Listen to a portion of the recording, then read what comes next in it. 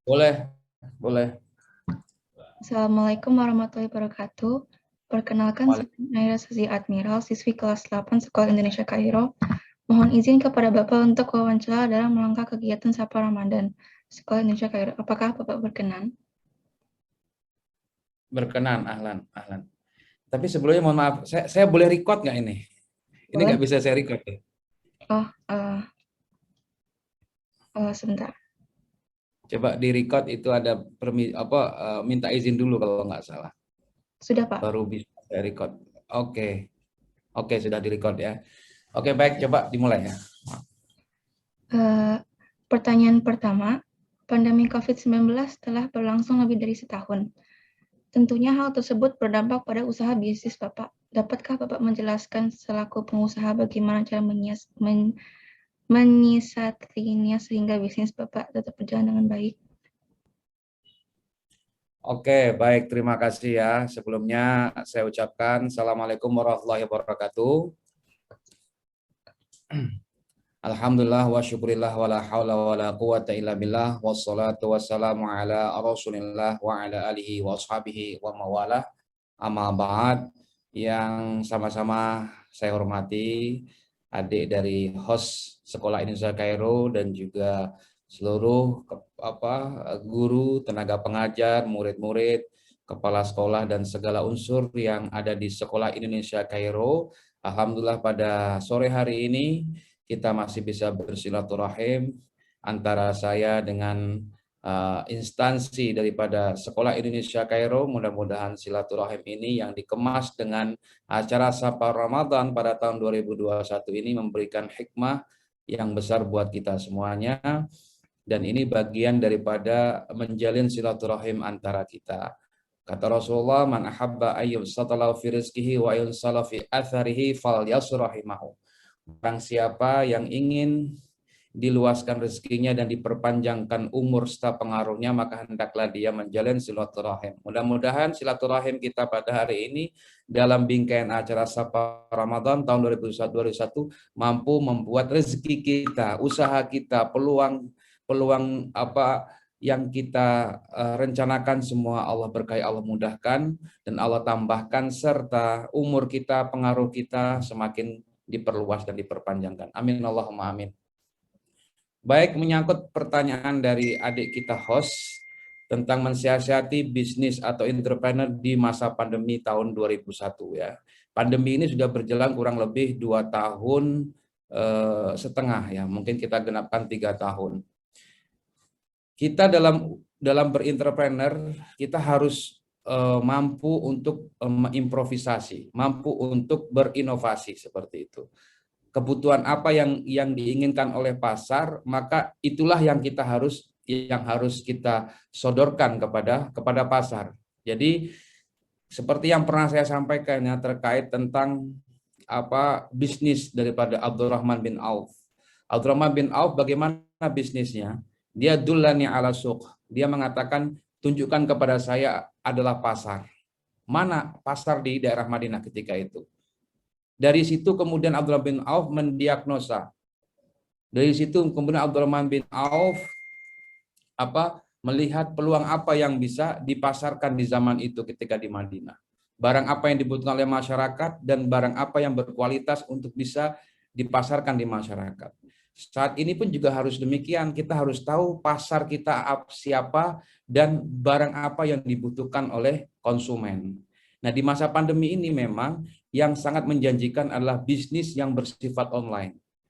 Jadi pelayanannya semua serba online, dan sama-sama kita tahu saat ini misalkan acara seminar, acara rapat, acara kuliah, sidang dan sebagainya semuanya sekarang secara online. Bahkan untuk ujian doktoral itu pun juga secara online gitu ya. Jadi sidangnya secara online. Jadi memang saat ini semuanya berbasis online. Nah, karena itu kita harus melakukan hal yang sesuai dengan kondisi saat ini. Karena kondisi saat ini pandemi dan semua serba online, ya kita lakukan secara online. Nah, itu yang paling tepat untuk saat ini kita mengembangkan usaha dan bisnis kita. Tapi tidak lalu kemudian kita semata-mata online. Kita bisa juga melakukan secara offline. kita sesuaikan dengan kondisi kita saat ini. Misalkan kita mempunyai bisnis henna store misalkan, atau juga showroom ataupun jasa-jasa yang lain. Itu ada yang sifatnya online, ada yang sifatnya offline kita lakukan. Yang nggak bisa kita tempuh dengan offline, kita tempuh dengan jalur online. Nah, dengan online ini sangat mudah kita untuk menjangkau semua konsumen kita, baik jarak dekat maupun jarak jauh. Jadi seperti itu. Makasih Pak. Pertanyaan selanjutnya, COVID-19 menyebabkan beberapa negara menerapkan protokol kesehatan yang ketat, seperti lockdown dan karantina. Dapatkah Bapak menceritakan seberapa besar dampaknya pada dunia pariwisata Mesir? Iya, sebenarnya bukan domain saya bercerita soal pariwisata ya, cuma setidaknya saya tahu sedikit tentang pariwisata di Mesir ini. Nah, kalau di Mesir sebenarnya saat ini tidak diberlakukan lockdown sebagaimana negara-negara yang lain seperti negara kita Indonesia. Negara kita Indonesia sampai saat ini belum menerima dari warga asing termasuk orang Mesir untuk datang ke Indonesia, itu belum diterima. Tapi saat ini Mesir masih menerima, masih banyak warga asing dari negara kita sendiri Indonesia datang, pulang pergi, masuk ke Mesir, tidak ada karantina, tidak ada lockdown seperti yang adik host sebutkan tadi. Jadi di sini sebenarnya peluangnya masih lebih besar. Artinya Mesir masih open untuk pariwisata dan banyak tamu-tamu dari Indonesia, kemudian dari Amerika, juga dari Italia, ya dari Perancis yang kita tahu itu sudah berdatangan ke Mesir untuk mengunjungi tempat-tempat wisata yang ada di sini, baik city tour seperti piramid, kemudian museum, Sungai Nil maupun yang lain-lain sudah diberlakukan. Tapi memang di sini ada aturan yang sama-sama harus diketahui oleh turis, yaitu tidak bisa mengabadikan momen indahnya mengunjungi tempat-tempat wisata itu dengan memvideokan ataupun menfoto atau pakai, misalkan sekarang kan lagi pakai drone ya, yang lagi fair kan pakai drone. Di sini nggak bisa. Jadi di sini kita harus tahu aturannya. Mana tempat-tempat yang kita boleh memakai kamera untuk mengabadikan momen itu dalam bentuk foto ataupun video, mana yang tidak boleh gitu loh. Yang tidak boleh itu sebenarnya bisa, tapi dengan cara apa? Membuat surat izin di Wizaratul Siyahi, kalau nggak salah gitu, atau majelis asar atau apa namanya saya lupa. Kalau ada surat itu kita boleh membuat video atau foto. Nah di sini berlaku untuk semuanya. Siapapun yang datang ke Mesir mau membuat video di tempat-tempat wisata bersejarah itu harus ada surat atau rukhsah gitu loh. Ada surat khusus untuk bisa kita membuat video. Artinya sampai detik ini Mesir masih membuka. Kita lihat ke kota Kairo, misalkan Nil itu kita masih banyak menjumpai turis-turis yang ada di sini dan banyak kuliner maupun tempat-tempat ya untuk bersantai itu dibuka lebar di sini tanpa ada misalkan aturan-aturan secara khusus. Prokes tetap berjalan, pakai masker, pakai hand sanitizer, kemudian juga menjaga jarak, tapi itu tidak terlalu berpengaruh ataupun ketat banget seperti di negara-negara yang lain. Artinya di sini masih oke lah untuk di Mesir ini. Tapi biarpun demikian, kita sebagai warga negara Indonesia di sini tetap harus melakukan prokes. Kemanapun kita pergi, sebaiknya kita pakai masker, kemudian jaga jarak, dan selalu kita menyiapkan hand sanitizer atau alkohol di tas kita. Suatu waktu kita bersentuhan dengan benda ataupun itu yang ada di jalan, ya kita sebisa mungkin untuk mensterilkan dengan memakai hand sanitizer ataupun alkohol. Kalaupun ada waktu ya bercuci tangan jauh lebih bagus seperti itu. Dan tapi memang turis di masa pandemi di Mesir memang tidak sekencang ketika sebelum pandemi, dan banyak sekali travel di sini yang mungkin mengeluhkan tentang kondisi ini karena walaupun sudah ada yang datang ke Mesir, tapi kan tidak semuanya dibuka. Artinya ada yang jalur pribadi, ada yang sifatnya personal kayak gitu. Tapi kalau secara umum memang belum resmi dibuka siyahah di Mesir ini. Jadi banyak travel masih belum bisa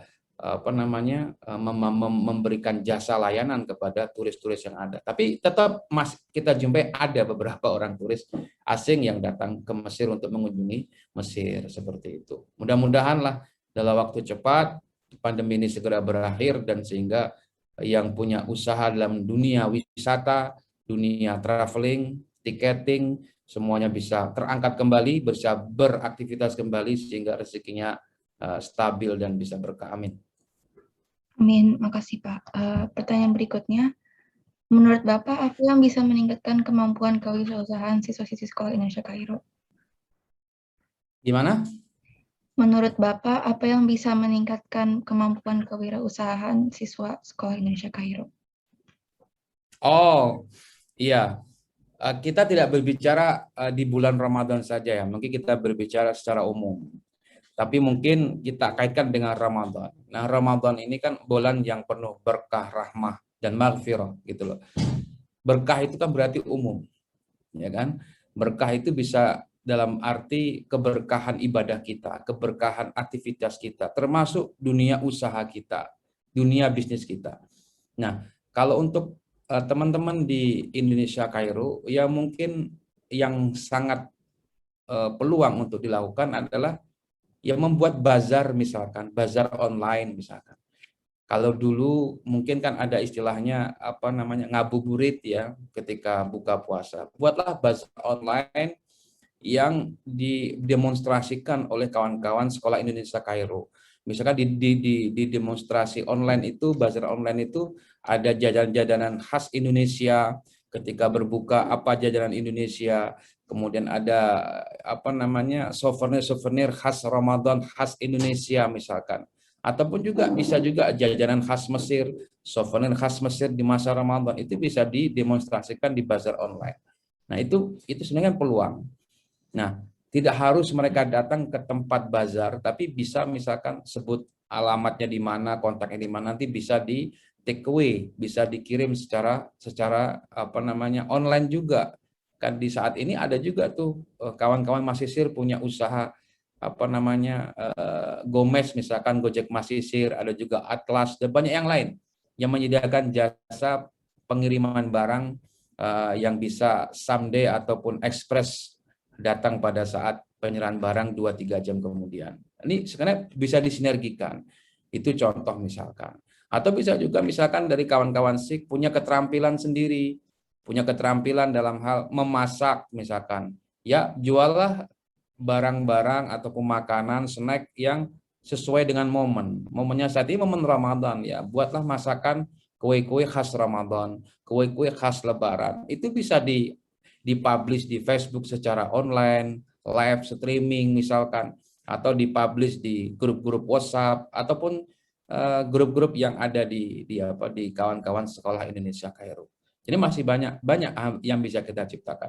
Insya Allah kalau ada yang punya kelebihan di bidang itu bisa dilakukan untuk membuat bisnis atau usaha baru di Sekolah Indonesia Kairo.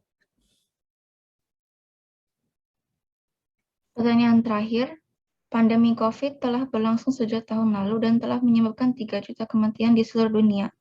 Menurut Bapak, hikmah apa yang dapat kita petik dan pelajari dari adanya pandemi ini? Ya, hikmahnya banyak sekali ya.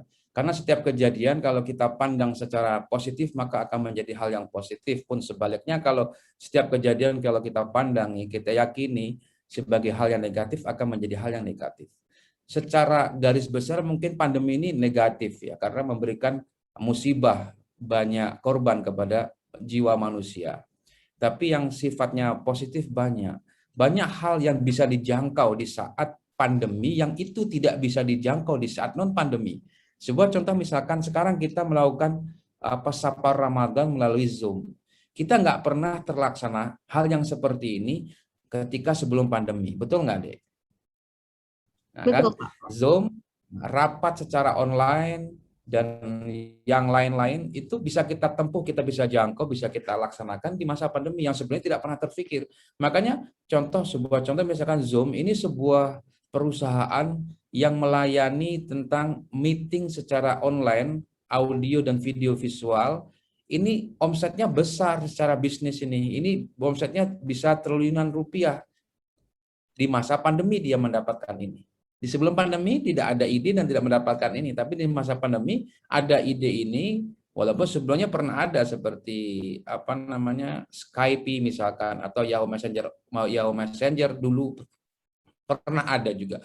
Cuman Zoom meeting ini kan terbit atau ada munculnya ketika masa pandemi dan sangat sesuai dengan kebutuhan masyarakat untuk melakukan meeting, melakukan rapat itu dengan memakai Zoom ini. Jadi Zoom ini terlahir di masa pandemi dan omsetnya triliunan rupiah. Dan banyak lagi ya hal-hal yang bisa ditempuh dengan cara online misalkan di masa pandemi. Tapi ya memang sisi negatifnya banyak toko-toko yang offline yang itu tidak bisa benar-benar tidak bisa naik omsetnya di saat pandemi. Tapi toko-toko online itu sangat naik sekali. Sebuah contoh misalkan Amazon ya yang miliknya Jeff Bezos kalau tidak salah, atau juga Alibaba miliknya Jack Ma, itu di masa pandemi itu omsetnya naik berkali-kali lipat, berpuluh-puluh kali lipat. Makanya di tahun 2020 orang terkaya di dunia itu yang megang adalah Jeff Bezos, bukan siapa pemilik Microsoft Bill Gates, bukan, tapi Jeff Bezos. Di tahun 2020 itu di masa pandemi. Karena apa? Omsetnya naik dan semua karyawan yang kerja di Amazon itu bertambah hampir 10-15%. Karena apa? Banyak kebutuhan yang dibutuhkan oleh masyarakat secara online. Seperti itu. Jadi lagi-lagi hikmahnya adalah kita bisa melakukan sesuatu yang kita tidak terpikir sebelumnya untuk melakukan itu di masa non-pandemi. Tapi di masa pandemi kita bisa melakukan semuanya. Jadi sekarang kondisi lagi pandemi, cerdaslah, artinya kita harus melakukan sesuatu yang cerdas, yang kita sesuaikan dengan kondisi saat ini. Kondisi pandemi, ya kita harus melakukan bisnis, usaha dengan kondisi di saat pandemi. Tidak bisa lagi kita melakukan usaha normali seperti tidak di masa pandemi. Nah, di sini sesuaikan dengan kondisi usaha masing-masing. Kalau yang punya usaha warung, ya berusahalah untuk misalkan ada yang online, ada yang offline. Kalau ada yang punya usaha jasa misalkan jasa pengiriman barang, ya itu sangat sangat cocok dengan konteks pandemi. Misalkan juga ada yang jualan, misalkan jualan pakaian, jualan apalagi souvenir dan sebagainya, tempuhlah dengan dua cara. Dengan cara live streaming di YouTube, bukan di YouTube juga boleh, di Facebook juga boleh. Ya semuanya bisa dilakukan, bisa secara online maupun secara offline. Jadi sebelum kita tutup ya mungkin karena ini pertanyaan terakhir, yang perlu saya tegaskan adalah Ramadan ini lagi-lagi bulan yang penuh dengan keberkahan, bulan yang penuh dengan magfirah, dan bulan yang Masya Allah di saat kita beribadah non ghairu mahdah sekalipun, misalkan kita duduk, kemudian kita baca, kemudian kita tidur, itu semua bernilai ibadah. Makanya dalam hadis disebutkan man shoma ramadanan imanan wa ihtisaban ghafira lahu ma taqaddama min dzambi. Barang siapa yang berpuasa di bulan suci Ramadan dengan penuh keyakinan, dengan penuh penghayatan bahwa puasa Ramadan adalah perintah Allah yang harus dilaksanakan, merupakan cara kita untuk mendekatkan diri kepada Allah dengan keimanan dan ihtisaban, dengan penuh perhitungan yang matang, bahwa ini adalah merupakan perintah yang tidak bisa tidak untuk kita harus lakukan, kita tunaikan, ghafirallahu ma taqaddama min dzambi, maka akan diampuni segala kesalahan dan khilaf dan dosanya di tahun-tahun yang lalu. Ini suatu keistimewaan yang Allah berikan kepada kita sebagai umat Islam di saat Ramadan. Maka jangan lupakan momen-momen terbaik di bulan suci Ramadan. Momen terbaiknya apa? Ya, di bulan dalam satu tahun itu ada 12 bulan, ya kan? Ada bulan kalau bulan Hijriah ada bulan Muharram, ada bulan Syawal, ada Rabiul Awal, Rabiul Akhir, Jumadil Ula, Jumadil Akhir, kemudian ada Ramadan. Nah, Ramadan ini paling utama. Seperti itu. Jadi bulan Ramadan itu bulan yang paling utama, seperti itu. Kemudian di bulan Ramadan ini diturunkannya Al-Qur'an. Sebagaimana Al-Qur'an mengatakan inna anzalnahu fi lailatul qadar. Lailatul Qadri khairun min alfi syahr. Jadi di malam Lailatul Qadar ini, di malam bulan Ramadan ini adalah ada satu malam yang dimana malam ini lebih baik daripada 1000 bulan, yaitu malam Lailatul Qadar. Kemudian di malam Lailatul Qadar ini diturunkanlah Al-Quran. Syahr Ramadan alladzi unzila fil Quran. Nah, di bulan Ramadan ini diturunkannya adalah Al-Quran. Jadi luar biasa. Jadi ayat Al-Quran yang kita baca setiap hari sebagai pedoman kita, sebagai prinsip yang kita jadikan sebagai prinsip hidup kita, itu diturunkan di bulan Ramadan, di malam Lailatul Qadar. Jadi ini Masya Allah, bulan yang penuh berkah, bulan yang penuh maghfirah, bulan yang penuh keistimewaan yang Allah berikan kepada kita. Dan kemudian di malam Lailatul Qadar ini kita sama-sama tahu, ya, malam yang luar biasa keistimewaannya. Ketika kita mendapatkan satu malam di malam Lailatul Qadar ini, kita akan mendapat keistimewaan. Kenapa? Karena satu malam Lailatul Qadar lebih baik daripada 1000 bulan. Coba bayangkan, berapa kita ibadah satu hari sama dengan ibadah 1000 bulan kalau kita mendapatkan Lailatul Qadar. Makanya di sini banyak masjid-masjid yang menyediakan iktikaf dimulai dari 10 terakhir di bulan Ramadan, dari tanggal 21 sampai malam Idul Fitri. Itu banyak masjid-masjid menjadikan iktikaf. Iktikaf untuk apa? Berdiam diri di masjid, mendekatkan diri kepada Allah, menyingsingkan waktu atau mengalihkan urusan dunia untuk fokus menyisakan waktu 10 hari terakhir untuk beribadah kepada Allah. Bahkan ada di satu masjid, misalkan masjid yang milik Syekh Yusri di Muqattam, itu 10 hari terakhir itu dipakai hampir sepanjang waktu untuk beribadah. Bahkan malam tidak tidur. Dari mulai habis buka, kemudian ngaji, kemudian sholat tarawih, sholat tahajud, sholat lagi, zikir lagi, sampai habis masa sahur. Sampai waktu subuh, habis subuh, ngaji lagi, baru istirahat. Jadi full waktu malam itu, di malam Lailatul Qadar itu dihabiskan untuk bermunajat, mendekatkan diri kepada Allah. Nah, ini merupakan upaya kita bagaimana bisa mendapatkan keberkahan, kemakfirohan di bulan suci Ramadan, terutama di 10 hari terakhir. Karena apa? Ini tidak akan bisa terulang kembali. Makanya para sahabat Rasulullah dulu ketika berakhir bulan suci Ramadan, para sahabat itu menangis, sedih. Kenapa? Karena ditinggal bulan Ramadan. Karena di bulan Ramadan itu sangat banyak keistimewaannya yang Allah tidak berikan di bulan-bulan selain bulan suci Ramadan. Makanya saya katakan tadi, tidurnya saja itu bernilai ibadah. Apalagi kalau kita bekerja, kita beribadah, kita baca Quran, kita sholat, kita berdoa, kita berzikir, Masya Allah pasti pahalanya berlipat-lipat dan berlipat-lipat ganda. Seperti itu. Terima kasih adik host. Mohon maaf atas segala kekurangan kekhilafan.